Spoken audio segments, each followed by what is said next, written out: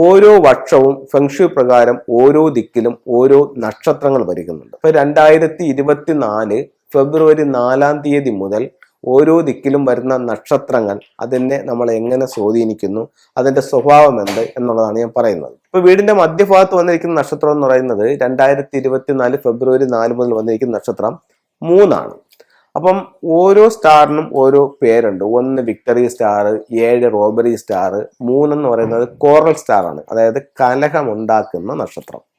അപ്പം വീടിന്റെ മധ്യഭാഗത്ത് ഈ നക്ഷത്രം വന്നു. അപ്പോൾ നമുക്കറിയാം ഭൂരിഭാഗം വീടുകളിലും ഈ വീടിന്റെ ബ്രഹ്മസ്ഥാനം എന്ന് പറയുന്നത് ഒരു ലിവിങ് ഏരിയയോ ഒരു ഡൈനിങ് ഏരിയയോ ഒക്കെ ആയിരിക്കും ഈ ബ്രഹ്മസ്ഥാനം എന്ന് പറയുന്നത്. അപ്പം കുടുംബാംഗങ്ങൾ കൂടുതൽ സമയം ചെലവഴിക്കുന്ന ഭാഗം, മറ്റ് ഗസ്റ്റുകളൊക്കെ വന്നാൽ ഇരിക്കുന്ന സ്ഥലം, അതെല്ലാം ഈ ബ്രഹ്മസ്ഥാനമാണ്.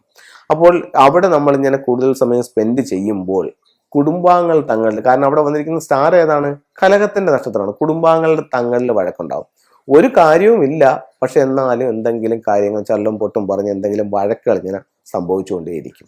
അല്ലെങ്കിൽ കുട്ടികൾ തങ്ങളിൽ കലഹം ഉണ്ടാവുക, അല്ലെങ്കിൽ അമ്മാവിയും മരുമോളും തങ്ങളിൽ കലഹം ഉണ്ടാവുക, അല്ലെങ്കിൽ ഭാര്യയും ഭർത്താവും തങ്ങളിൽ കലഹം ഉണ്ടാവുക. അങ്ങനെ ഏതെങ്കിലും രീതിയിൽ എന്തെങ്കിലും തരത്തിലുള്ള കലഹം ആ വീട്ടിൽ ഉണ്ടായിക്കൊണ്ടേയിരിക്കും. ഏതാണ് ഈ സെൻട്രൽ 3 വരുന്നതാണ് അതിന്റെ കാരണം. അപ്പോൾ ഈ മൂന്നിനൊരു പരിഹാരം എന്ന് പറയുന്നത്, അത് 3 എന്ന് പറയുന്ന എലമെന്റ് വുഡ് എലമെന്റ് ആണ്. അപ്പം വുഡ് എലമെന്റിനെ നശിപ്പിക്കാനുള്ള കഴിവ് ഏത് എലമെന്റിനുണ്ട്, ഫയർ എലമെന്റിനുണ്ട്.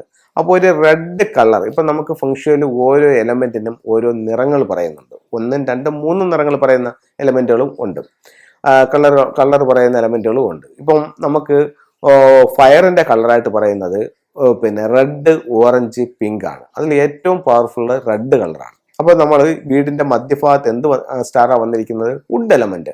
വുഡ് എലമെന്റ് എന്ന് പറയുന്നത് എന്താണ്, അത് പിന്നെ വുഡ് എലമെന്റ് എന്ന് പറയുമ്പോഴത്തേക്ക് നമുക്ക് വീടിന്റെ മധ്യത്ത് വന്നിരിക്കുന്ന വുഡ് എലമെന്റ് ആണ്. അപ്പൊ നമ്മൾ ആ വുഡിനെ നശിപ്പിക്കാനായിട്ട് എന്ത് കൊടുക്കണം, ഫയർ കൊടുക്കണം. ഫയറിന്റെ നിറം എന്താണ്, റെഡാണ്. അപ്പോൾ ഒരു ചെറിയ റെഡ് മാറ്റിട്ട് ഒന്നിട്ട് റെഡ് മാറ്റിട്ട് അത് വർക്കാവില്ല, ഒരല്പം വലുതായിരിക്കണം. അപ്പോൾ മിനിമം ഒരു 4 സ്ക്വയർ ഫീറ്റ് എങ്കിലും വേണം.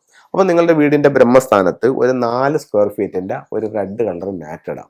അതല്ലെങ്കിൽ ഒരു റെഡ് കളർ വലിയൊരു സ്റ്റിക്കർ നിങ്ങൾ ആ വാളിൽ വെക്കുന്നത് നല്ലതാണ്. എൻ്റെ ഒരു അഭിപ്രായത്തിൽ ഏറ്റവും നല്ലത് സെൻട്രൽ ഭാഗത്തായിട്ട് നിങ്ങൾക്ക് ഒരു റെഡ് കളർ സ്കീം ചെയ്യാം. അവിടെ ടീപ്പ് കിടക്കുകയാണെങ്കിൽ അതിനകത്ത് ഒരു റെഡ് ടവലിട്ടുകൊണ്ട് ഈ ഒരു ദോഷത്തെ നമുക്ക് ഒഴിവാക്കാനായിട്ട് സാധിക്കും.